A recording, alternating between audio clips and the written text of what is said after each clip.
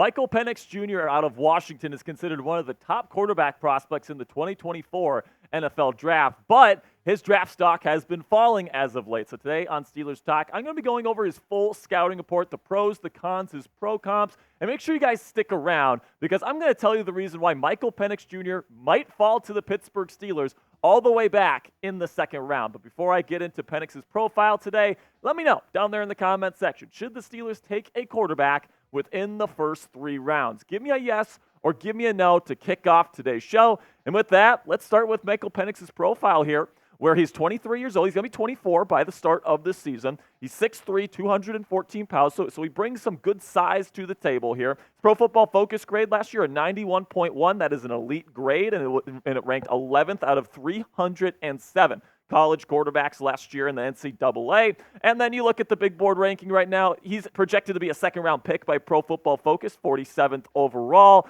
and he's the number 6 quarterback. He's behind guys like J.J. McCarthy and Bo Nix. All right, so that's how Pro Football Focus views Michael Penix Jr., even after having just an unbelievable season with the Huskies there in Washington, 65.4% completion percentage, almost 5,000 yards passing, 36 touchdowns to just 11 interceptions, and a really good quarterback rating to boot. So why is his draft stock falling? Well, I'll get into his cons and why he might be falling here in just a second. But before we get into that, you tell me down there in the comments section. Again, more likely for Michael Penix Jr. Do you think he's going to be more likely a boom prospect in the National Football League, or do you think he's going to bust? Let me know down there in the comment section for today's pinned comment. YouTube's going to throw you an ad break here in just a couple of seconds. When that happens, take advantage of that time by letting me know if you think Penix is going to boom or bust. So let's start with the pros of Michael Penix Jr.'s game based on what I've seen on his film over the past year. And size is not going to be an issue, guys. 6'3", 214. He's going to be able to survive in the National Football League. He's going to be able to see over the middle of the field. No issues there. Then we get to the arm strength. And this is really where we start getting into the special territory and the things that he really does at a really high level.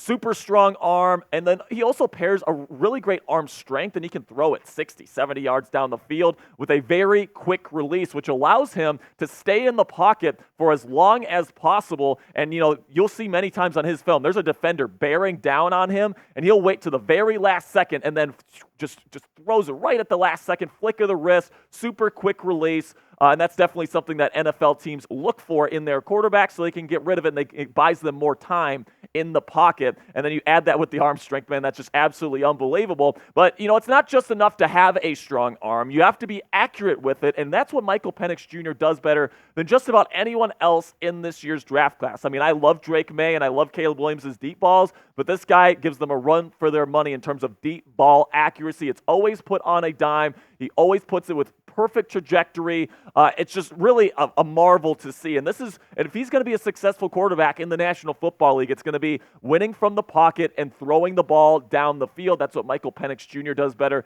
than arguably anybody else in this year's draft class. And then not only that, guys, he's a good mental processor. You see many times on his film where he's going from 1 to 2 to 3, whereas somebody like J.J. McCarthy, there's a lot of one-read quarterbacking on his film. So I look at Michael Penix Jr., and I see somebody that has already an NFL-caliber mental processor, somebody that already has an NFL-ready arm, and then he can throw the deep ball with accuracy. This is what teams in the National Football League look for in their quarterbacks, and I really think he's a great fit for like a West Coast system like Arthur Smith's here in Pittsburgh. I also think Minnesota, Atlanta, a bunch of these other teams that run West Coast systems are going to be big fans of Michael Penix Jr. this year because of that ability to process information and deliver the ball down the field with accuracy. Now, still to come here on Steelers Talk, the cons with Michael Penix and why he is falling down draft boards right now. But before I get into that, let's have a word from our sponsor here at Prize Picks. Go to prizepicks.com/CLNS and use our code CLNS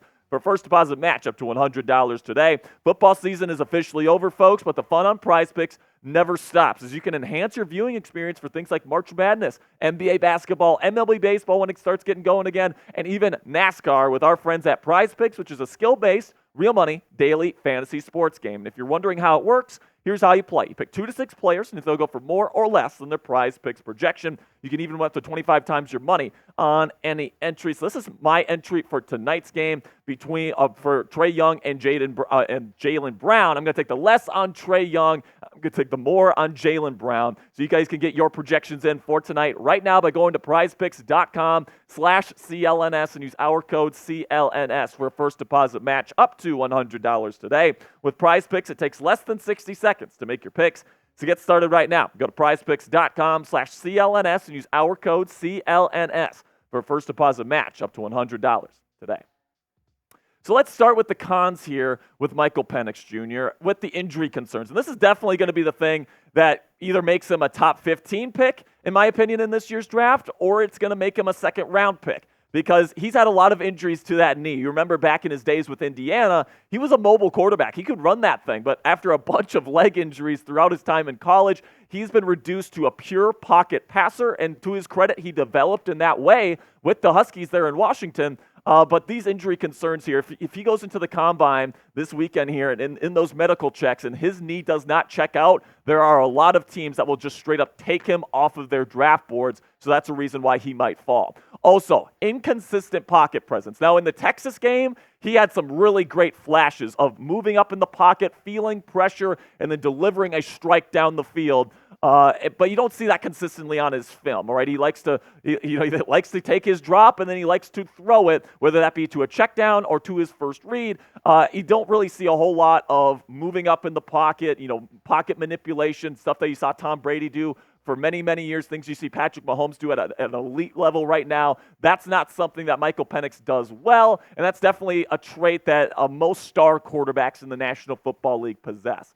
Number 3, we talked about it with the injury concerns a little bit, but if you've had that many knee injuries, your mobility is going to be limited, and he's not going to provide much for you in terms of running the football, all right? So you don't have to put a spy on him. You don't even really have to have anyone really worry about him because he's not going to be that explosive. He's not going to be that dynamic. He's not going to be able to cut and make guys miss. Maybe he's not the slowest quarterback in the league once he's drafted, but, he's definitely not going to be running around like Lamar Jackson, let's put it that way. Another con for his game is playmaking, all right? So not only is he not able to move, but you're not going to get much in terms of off-structure playmaking, like getting outside the pocket and throwing dimes like when he's on the run. You're not going to see like an Aaron Rodgers or Patrick Mahomes style of thrower here in Michael Penix Jr. He's a lot more within structure, deep ball throwing, in structure, all these different things. He's not really an out-of-structure playmaker, so if your offense needs one of those kinds of guys, Michael Penix Jr. is not going to be your quarterback. And then the final thing here, and this is a very minor one, it's just the mechanics are not super clean with Michael Penix Jr. Now, he's accurate with the football. So, we all know how Phillip Rivers threw the football, man. That was the ugliest throwing motion you have ever seen in your life, but he was accurate with it, and he was effective as a quarterback in this league. So that's a slight tick on his resume, in my opinion, is that he doesn't have the best, most clean throwing mechanics out there, but certainly good enough to give him that deep ball that he has right now. So I guess whatever works for him. Now, let's get to the pro comps here. And let's start with the high-end comp. I think he could be as good as Kirk Cousins someday. Now, Kirk Cousins is not a superstar-level quarterback, right? He's borderline top 10, and that's where I think Michael Penix Jr. could fit in because he's got that strong arm. Like Kirk Cousins, he's got a great deep ball that he throws with absolute precision. All right, he's also somebody that's not going to be very mobile. He's not going to provide much for you in terms of playmaking. So for me, I think at the high end, Michael Penix Jr. is going to be Kirk Cousins. Then in the low end, I would say he's somewhere around the lines of Jacoby Brissett, maybe even a little bit worse than that because it's just he's got the strong arm and all these different things, but he doesn't have that dynamic quality to his game. And then when you take into account the injury concerns, is he going to be able to stay on the field? Is a team really going to want to spend a first-round draft pick on somebody with that much of an injury risk? So for me personally, guys, with the right fit, like I was saying, like with a West Coast offense, like Atlanta or Minnesota or Pittsburgh, for example, I do think that with the right fit, he is worth a first-round pick. I really do think that he is capable of playing in a Shanahan or McVay-style offense and execute that to maybe not to perfection, but definitely to an NFL quality as a starter. He can throw the ball down the field. He can make all the throws that you want, but he's not going to provide that dynamic playmaking element, and he also has those injury concerns that could derail his career. Now, the big question that you're probably watching this show for is, Should the Pittsburgh Steelers take him at some point during the 2024 NFL Draft? Now, if you guys have watched the show, you guys probably have a pretty good feeling of where I'm at with how I feel about taking a quarterback early this year. I think if you're keeping Kenny Pickett, you're probably starting him, so why take a quarterback in round one? And then if you're getting a different veteran, that guy's going to start, so why draft a quarterback in round one? I don't really see a scenario where the Pittsburgh Steelers take that lone first-round pick that they have at number 20 and take a quarterback, even for somebody that does fit this system, like Michael Penix Jr. I just really don't see that happening. And really, when I look at the situation right now, the reality of the situation is that young quarterbacks, rookie quarterbacks, quarterbacks in their first year in the playoffs, they don't win Super Bowls, all right? And playoff experience really does matter. And because the Pittsburgh Steelers are in this mode where their defense is really good now, they have really good weapons on offense now. They're bringing in Arthur Smith now. They got T.J. Watt, Cam Hayward, Minka Fitzpatrick. They're ready to win now. So I'm not willing to go out and draft another young quarterback that's probably not going to have success in the playoffs. If I'm the Steelers, I am honing in on a veteran free agent or via trade to try to make this team give this team the best possible chance to win the Super Bowl in 2024.